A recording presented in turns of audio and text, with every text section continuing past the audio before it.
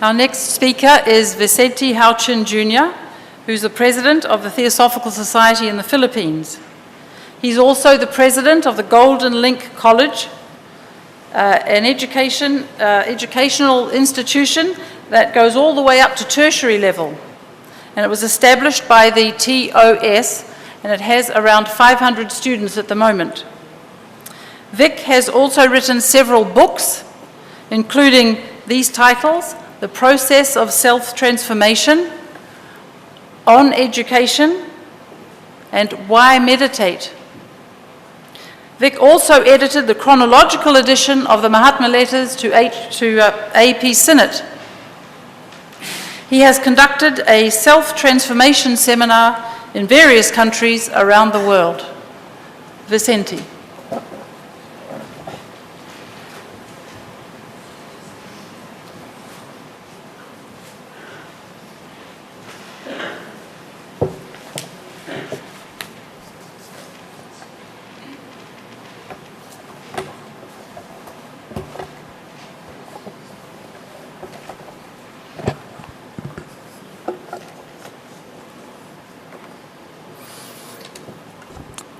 Good afternoon to all of you.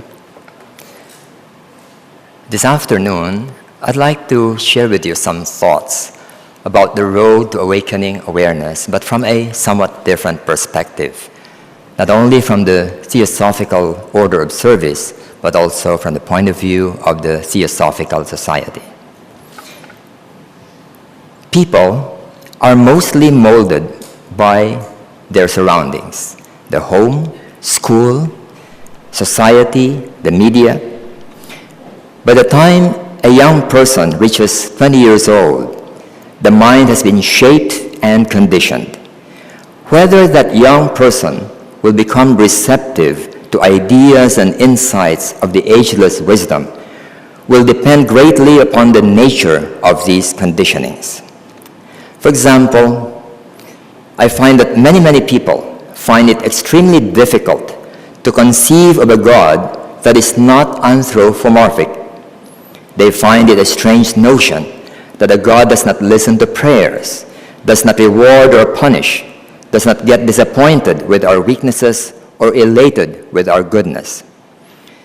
By the time a young person reaches 20 years old, his fears and superstitions have been formed, and it can be very difficult for this young person to unlearn those things.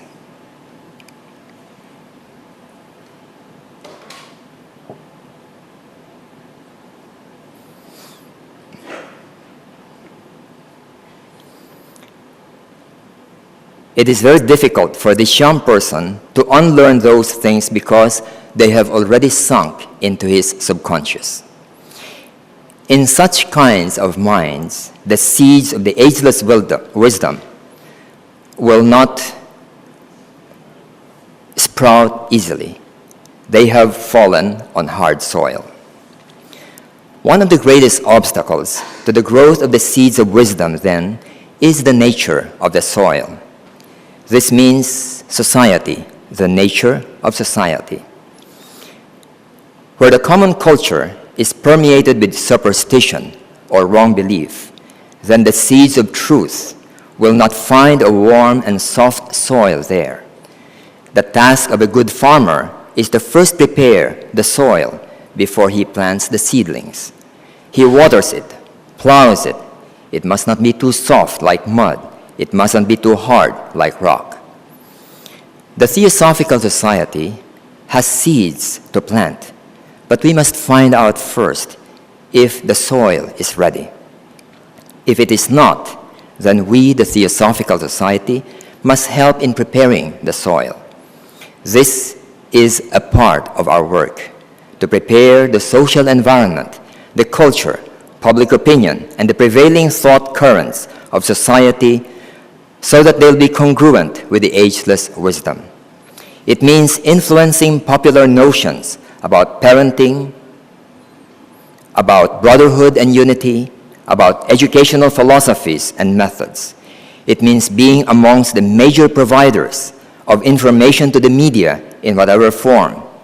It means helping to create an atmosphere of unity, of brotherhood, of compassion, of tolerance, of openness, of the intermingling of races and creeds. Madame Blavatsky, in her Key to Theosophy, wrote this: "True evolution teaches us that by altering the surroundings of the organism, we can alter and improve the organism. And in the strictest sense, this is true with regard to man." I believe it is now time for the Theosophical Society to participate more actively in the molding of popular culture, social values, and public opinion. We must not just be an esoteric group. We must enter the mainstream and be involved in the plowing of the soil of society so that it will be more receptive to the seeds of the ageless wisdom. Thus, for example, we must be involved in publishing magazines for the general public, not just for our members. Through these, we must plow the soil of public opinion and belief, expose them to fresh ideas, bring the deeper truths to the surface.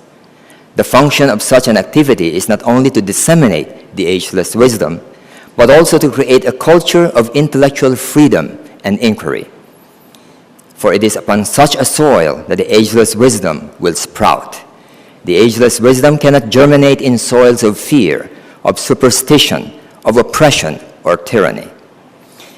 We must be more involved in public and private education. For more than 10 years in the life of a young person, the habits, the attitudes, and the minds of these young people are in the hands of teachers and educators. In those 10 years, the foundations of the wise life are either built or destroyed. The school, therefore, is the most powerful institution in the molding of the future life of every individual, for good or for ill. We, the Theosophical Society, I believe, must be involved in education, not just putting up our own schools, but in influencing the educational philosophies and methods of public and private schools. Then we must also be involved in media, that formidable force that molds the collective mind, whether through radio, television, newspaper, or internet. We may guess that 99% of what young and adult minds absorb from what they see or hear or read from the media do not really contribute to true wisdom in living. On the contrary, they push us to buy things that we don't need. They manipulate our desires to like things that may be harmful to us. So perhaps we should ask ourselves, do we have enough theosophical radio stations or programs in the world to reach the 5 billion people in the world who are above 10 years old? How much of our theosophical literature is there to even reach 1% of these people, or 50 million people? Another area of work for us, I believe that we must be involved in establishing youth centers everywhere with books, activities, camps, sports, projects, and service work that will influence the fundamental direction, habits, values, and attitudes of the 1.9 billion young people from ages 10 to 25 years old, growing up somewhere around the world. We should be actively involved in molding them. Dr. Annie Besant was probably the epitome of the involved theosophist. She dedicated her life to making theosophy part of mainstream society, not just standing at the edge of the human arena, but in the very center of action. She put up 2 newspapers in India, established many schools, wrote many books, spoke to audiences all over the world, established countless leagues and societies. She entered into the thick of Indian politics and helped shape the destiny of that nation. She established the Theosophical Order of Service to let theosophists become involved in helping change the social and cultural environment. Can we intensify our efforts over the next century to make theosophy part of mainstream of society, not just in one country, but all over the world.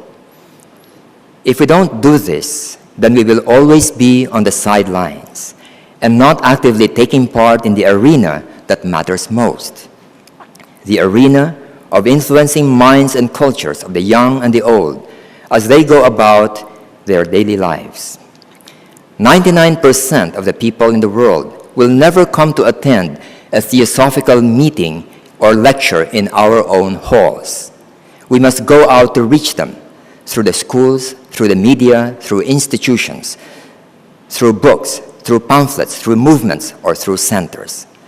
We are, of course, today doing this in part already, and as best we can. Now probably is the time to redouble our efforts.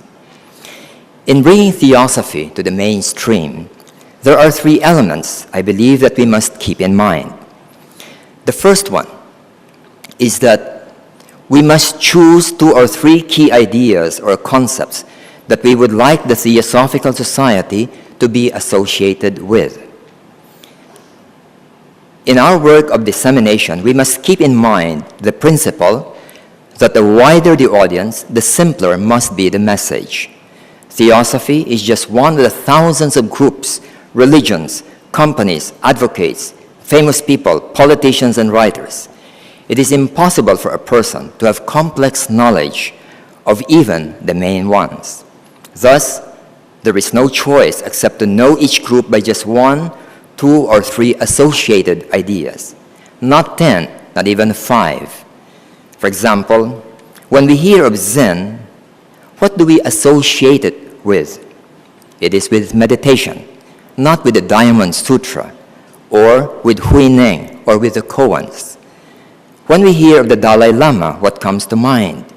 It is Tibet and compassion. When we think of the Taliban, what comes to mind? Not their advocacy or their reasons, but terrorism. We can think of 1,001 names and movements and groups, and we will notice that you and I have associated each of them with 1 or 2 dominant ideas. It is upon this idea or these ideas that people will like or dislike them, support or oppose them, seek to know more, or simply set them aside. If theosophy is to go mainstream, we must deliberately decide on what 2 or 3 ideas that we would like to be associated with in the mind of the public. Is it paranormal phenomena? Is it clairvoyance? Is it the astral body and other bodies? Or is it universal brotherhood, spirituality, or peace, unity? We must choose, or else society and popular prejudice will choose this for us. The second element is that we must institutionalize whatever we are doing, our work. Whatever we do, we must make it become part of the fabric of day-to-day social and cultural life. It must not be a once-a-week thing or a once-every-quarter thing. It must become an enduring component of public life, public opinion, social behavior. This is the institutionalization process. To institutionalize means to make something part of social practice and values. A newspaper or magazine is an institution. A school is an institution. A social value is an institution. It takes decades to institutionalize anything. The sooner that we start it, the sooner will it stabilize to become part of the fabric of society. The third element is the need for enough qualified advocates within the Theosophical Society who will go out to the world to help bring the ageless wisdom into the mainstream of society. There must be a sufficient number of theosophists whom the public can see and hear and feel, who demonstrate the embodiment of the ideas and ideals that we espouse. If we don't have them, then I think we better not go mainstream. Because what we will reap may be notoriety or unpopularity, like having the reputation that theosophists are those who can do astral traveling, have knowledge of Atlantis and Lemuria, or are detached intellectuals. This element of internal preparation is important. It may take years to prepare theosophists who will speak on behalf of the society and who correctly represent the highest work and ideals of the Theosophical Society. I sent a draft of this talk to Diana, and Diana asked and really insisted that I mention something about the work that we're trying to do in these directions in the Philippines. So I'll try to do it briefly. In the first area, that of identifying one or two ideas to be associated with, we have not arrived at a consensus yet. But some of the themes upon which we put emphasis on is unity, self-transformation, and wholesome education, character building. For many years, we've been publishing newsletters, magazines for the public like Peace Ideas and Theosophical Digest. We've been conducting peace education and self-transformation seminars in schools for religious groups, for the military, for the government, and for the general public. In the second area, that of institutionalizing our work, the TS in the Philippines has been publishing the Theosophical Digest for more than 20 years. In the eyes of the public, theosophy has been identified with the kinds of topics found in this magazine: peace, brotherhood, self-transformation in particular. Another example of institutionalizing our work is in the area of education. As in the case of the TS and TOS in India, the TS in the Philippines has established several schools, 5 schools in fact. One of them, as Diana mentioned, Golden Link College, with about 530 students, offers tertiary courses from kindergarten up to tertiary levels, or 4-year bachelor's degrees in 5 disciplines, where theosophy, comparative religion, self-transformation, character building, and related subjects are part of the regular curriculum. Another example of institutionalizing our work is in the area of self-transformation. The TS has been conducting a self-transformation seminar for numerous schools, colleges, and universities, organizations, government agencies, and the public for more than 15 years. Such groups request for it because they have heard about it from others who have gone through it. The final element suggested above for taking theosophy into the mainstream was the preparation of members to act not just as speakers and facilitators, but as embodiments of the wisdom tradition that we espouse. We have trained several groups who are presently conducting lectures and seminars for the public, but we feel that the number is still very inadequate. Regular courses are given every year at various levels, such as introductory theosophy, intermediate theosophy, meditation, Mahatma letters, speakers training, facilitators training, correspondence course through the internet. Above all, we work with our members on self-transformation in a practical, in-depth way. This, of course, is a long-term work. These, then, are the 3 elements if we work towards making theosophy part of mainstream.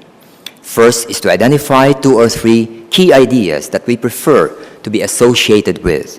Second, to institutionalize the work that we do to make them enduring practices in society. And third, to prepare a large core of qualified theosophists who will represent us in the outer society. We hope that we can learn from the other theosophical sections on how to better pursue these directions based on their own decades of experience.